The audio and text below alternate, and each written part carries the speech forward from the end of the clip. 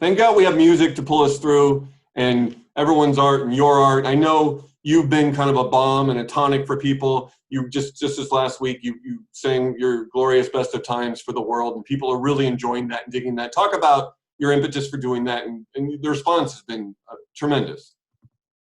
I don't even know how to post to YouTube.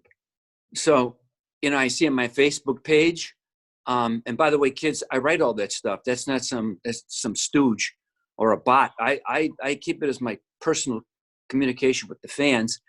I said, they get, Dennis, we need your music, blah, blah, blah. Would you please join all these other needy celebrities and do something?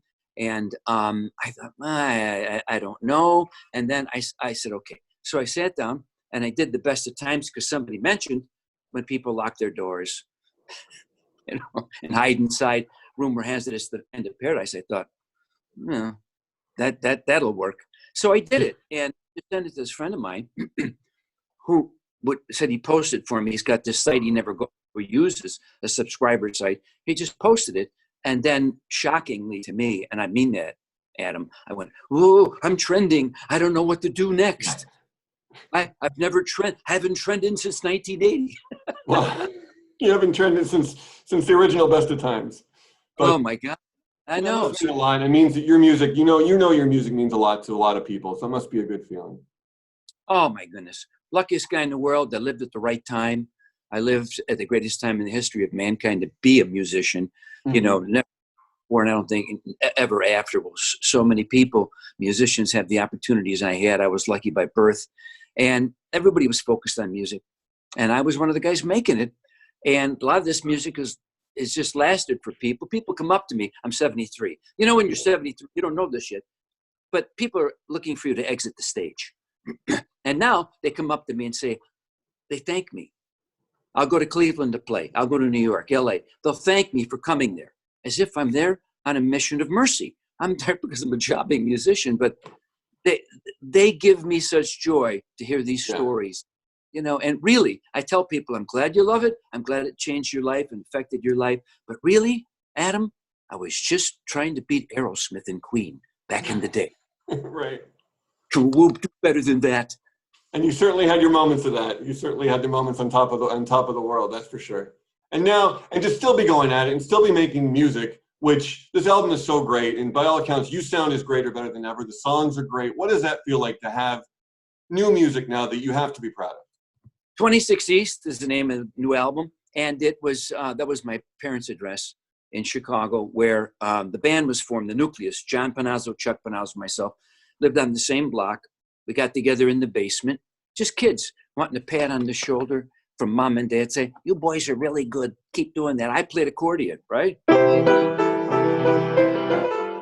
Lady of Spain for my mother. She smiled. So, and then 2 years later, February 9, 1964, I saw the Beatles, right? And I thought, that looks like a good job. So at that moment, I knew what I was going to do for the rest of my life. And I put down the accordion, got the Farfisa organ. We started playing rock and roll. Mm-hmm. And this is the best part. This is on a Sunday night. 2 weeks after that, on the same Sunday, I went to a Catholic high school dance. I met my wife. She was 15. So in 2 weeks, Adam, my life professionally and musically was set because we just 50 years of marriage. Congratulations. That's amazing. Yeah, to 10 different people, but nonetheless. No, just her and I. Long as you're happy. Long as you're happy. I'm happy. But this new album is so good, and there's signposts from Paradise Theater on this record. There's little bits. And if you can just kind of talk about that and where you are with this new music and how you kind of do harken back to some of your past on this.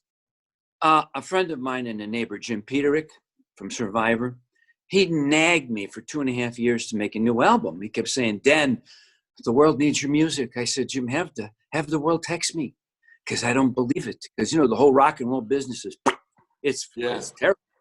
So he worked on me, and I did it. We wrote a bunch of songs together, and since it was going to be my final album, I thought back to the Beatles, and I said, I want to do a Beatle-like song. So I originally wrote this song that was really a Beatle ripoff in every possible way.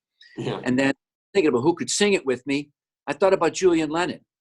So Were you friends with John? Did you know John back in the 70s? I wish I did.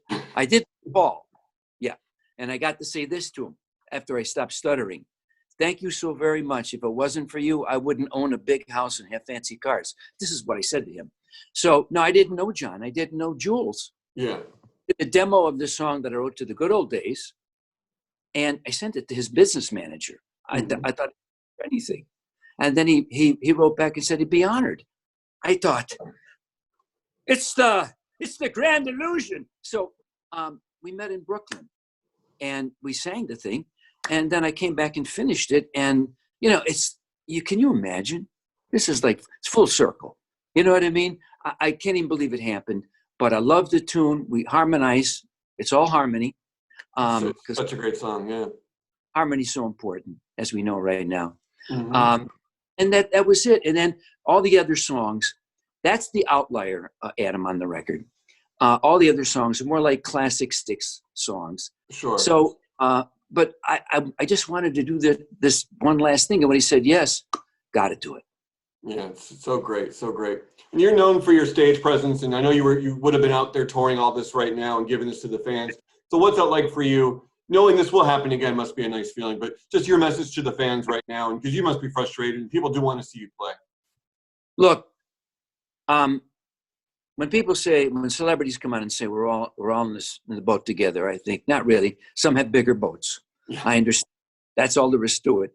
So they asked me, what's going to happen? And the tour, of course we want to tour. Of course we want to come and play. But I say my new tour manager is the CDC. I don't really have much to say about it. And as much as they'd like to come and see me, I wonder how gradual their courage will be to go back.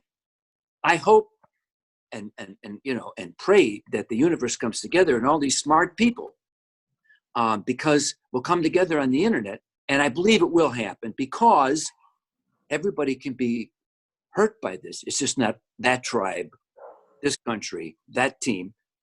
That's in one way we are all affected by this. So holding out hope, you'll see me in your town, singing all the songs that made you happy when you were 17. The best of times. Sing the harmony, Adam. I'm alone with you. Summer rain, sunshine. We'll make this world for two. Everybody. These are the best of times. These are the best of times. Oh, nobody say. These are the best of times.